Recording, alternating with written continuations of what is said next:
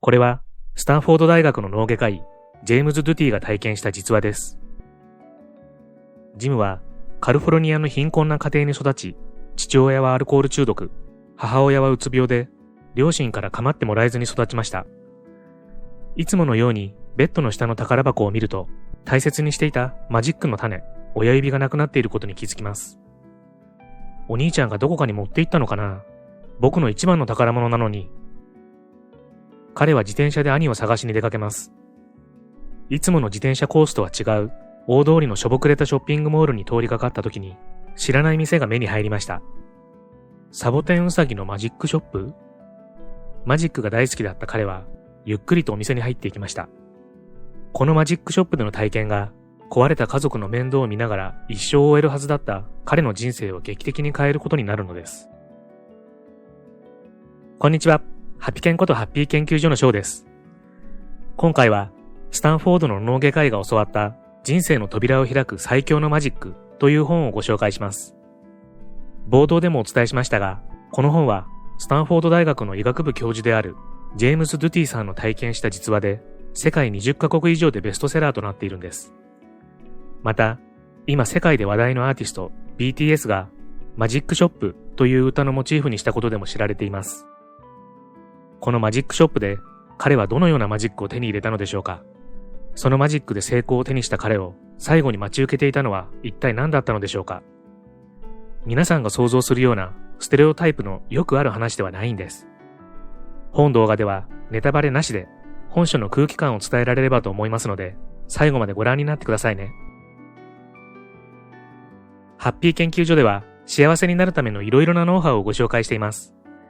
よろしければチャンネル登録いただけると嬉しいです。体を緩める。呼吸とリラクゼーションは心を手なずけるための第一歩。彼がマジックショップに入ると、ウェーブのかかった茶髪の女の人が本を読んでいた。彼女は本を読むのをやめ、ジムの目をまっすぐ覗き込む。私はルース。あなたは？ジムです。ジムね。来てくれて嬉しいわ。ご用は何かしら？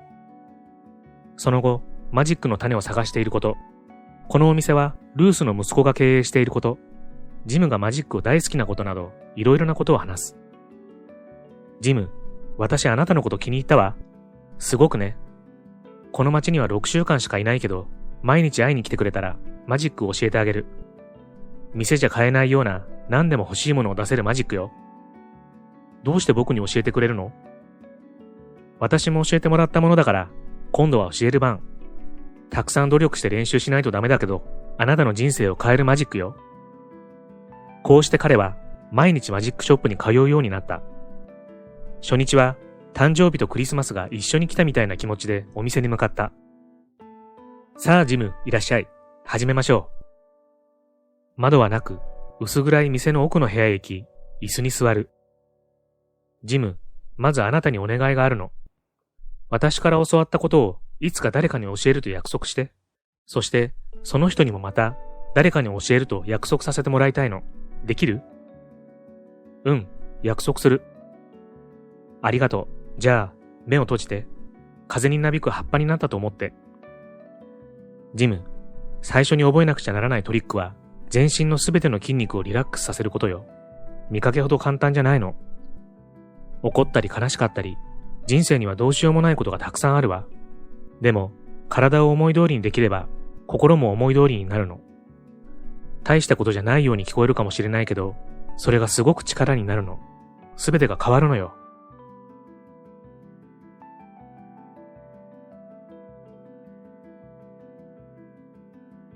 頭の中の声を止める。頭の中の声を止めると思考が澄み渡る。体をリラックスさせる訓練は大変で難しくて、全身をリラックスさせられるようになるのに10日かかった。11日目にお店に向かうと、彼女はこう言った。次はあなたの頭の中のいろんな声をどうにかしましょう。わかった。どうやるの？人はみんな頭の中で声がノンストップで喋り続けているの。朝起きてから夜寝るまでずっと。その頭の中の声はあなたの人生の一瞬一瞬をいいとか悪いとか決めつけているの。その声に心は反応する。まるであなたのことを本当に知っているみたいにね。問題は、その反応があなたにとっていいものじゃない場合が多いってこと。でも、僕の頭の中に僕がいるんでしょ？僕のことを知ってるはずじゃない？いいえ、頭の中の声はあなたじゃない。これが大事なんだけど、頭の中の声を信じちゃダメ。間違ってることの方が多いから。今回練習するのは、その音量を下げて最後にスイッチを切るトリックよ。わかった。やってみるよ。今あなたの頭の中の声は何て言ってるかしら。ちんぷんかんぷんでうまくいかないって言ってる。その調子。ほら、今考えていたことについて考えられたでしょ？これがこのトリックの最初の部分よ。最初に体をリラックスさせて、次に考えを沈めて心を落ち着かせるの。練習を続けるうちに、ここで教わるトリックが一つの流れになって、体と心が同時に落ち着くようになるわ。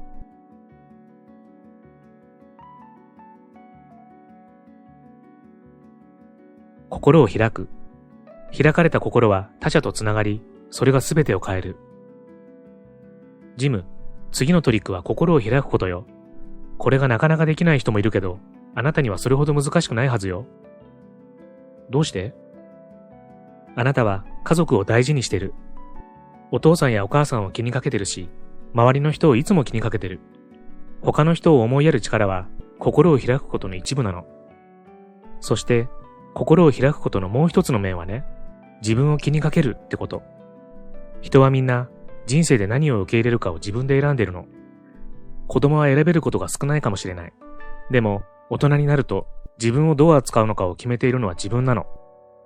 翌朝から彼は自分を褒める練習から始めた。ルースから教えてもらった自分に優しいマントラをつぶやき始めた。僕には価値がある。愛されている。大切にされている。僕は他人を大切にする。自分のためにいいことだけを選ぶ。他人のためにいいことだけを選ぶ。僕は自分が大好きだ。他人が大好きだ。僕は心を開く。僕の心は開かれている。今から考えると、ルースは感情をコントロールする力や、共感する気持ちや、社会とのつながりを高め、僕を楽観的にしてくれた。自分自身に対する見方も、世界への見方も変えてくれたんだ。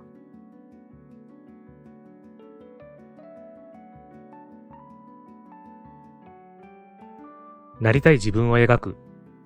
なりたいものを鮮明に描くことで、想像が現実に。ルースがこの街を去るまであと1週間になった。彼にはこれまでの6週間が永遠にも一瞬にも感じられた。ルースがいなくなったらどうしようとか心配事が浮かんでくるたびに、彼は呼吸を練習し、体と心をリラックスさせた。ルースは前日の練習の最後に、彼が人生で何をしたいかを書き出すように言った。10個書き出してね。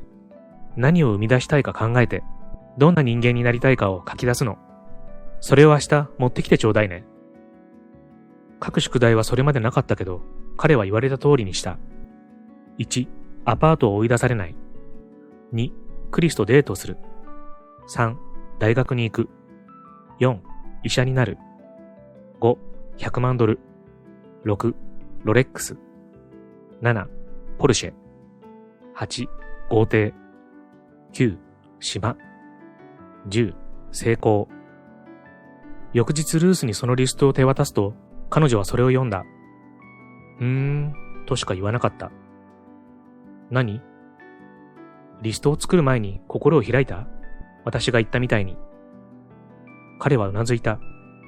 ルースに嘘をつくつもりはなかったけど、心をどうやって開いたらいいのか彼はよくわからなかった。お医者さんになりたいなんて知らなかった。彼が4年生の時に仕事の日というのがあって、街のいろいろな職業の人が来て仕事について話をしてくれた。その中で彼ら一人一人に微笑みかけてくれた人がいた。その人はお医者さんで、子供だけを見る小児科医っていう仕事だった。病気の人をお世話する仕事、特に子供たちをお世話するのは光栄でありがたいことなんだ。この仕事ができるのはすごく特別なタイプの人だけなんだ。生徒の前に立って仕事の話をしているその人は輝いていた。これはただの仕事じゃない。天職なんだ。誰にでも向いているわけじゃない。頼ってくれる人のために長い時間働かなくちゃならないし、失敗したら患者さんが死んでしまうんだ。彼はクラクラするほど感動していた。この人には聞きたいことが山ほどある。人が死ぬのを見たことある？生まれるところは？注射はするの？子供が泣いたらどうするの？小児科医の生活についていくつも脈絡のない質問をすると、一つ一つ丁寧に答えてくれた。帰り際にはまるで大人にするように握手をしてくれた。いつか君もお医者さんになりそうだね。君は思いやりのある子だって分かったよ。すごくいいお医者さんになる。無理だなんて思わないで。その瞬間、家族の誰も大学にさえ行っていないのに、僕の仕事はこれだと決めた。医者になるんだ。ルースは言った。そう、お医者さんになりたいんだ。僕は自分が医者になるって知ってるんだ。どうやって実現するかは全くわからなかったし、大学に行くことさえ頭になくて、医学部なんて想像もつかなかったけれど、その瞬間、そうなることを確信した。それよ、それなのよ。何が？知ってるってこと。お医者さんになるって知ってて、もうお医者さんになったみたいに頭にその姿が描けるってことよ。お医者さんの目で世界を見るってこと。彼は目を閉じて試してみた。難しかった。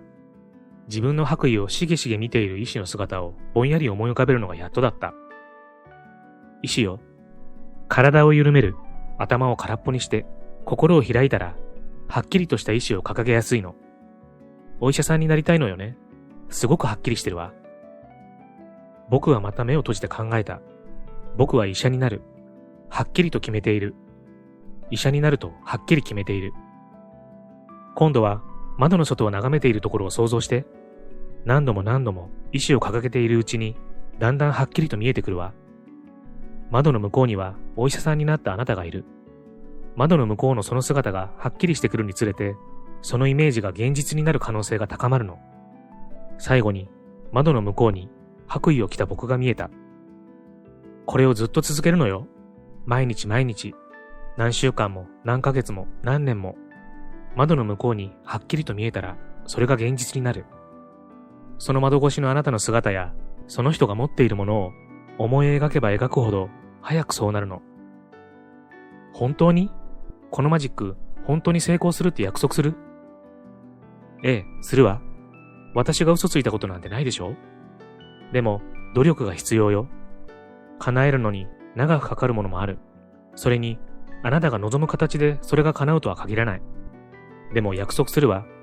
リストに書いてあったことはすべて、心で感じたこと、頭で想像したことはみんな、それを本当に信じて一生懸命努力すれば必ず叶うわ。まず思い描いて、それから追いかけないといけないの。部屋の中で待ってちゃダメ。不思議なんだけど、あなた自身がそれを引き寄せて自分が想像したものになるの。頭と心を使えばそれができる。約束する。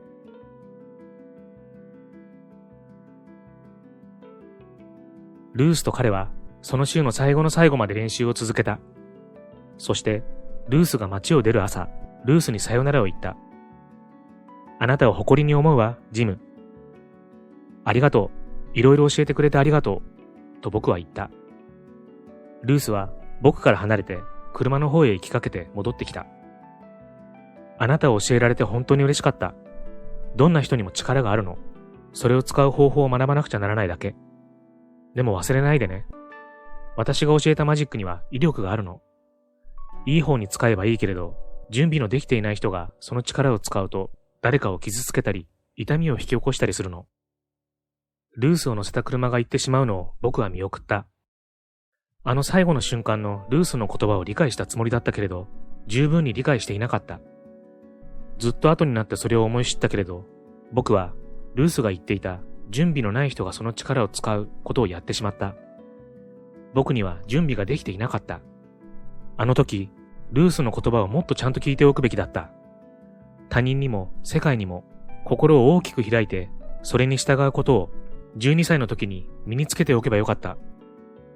そうしていたら、どれだけの痛みを経験せずに済んだだろう。僕の人生の教訓はどれほど違っていただろう。うまくいかなかった関係もうまくいっていたかもしれない。僕はもっといい夫になれていただろうか。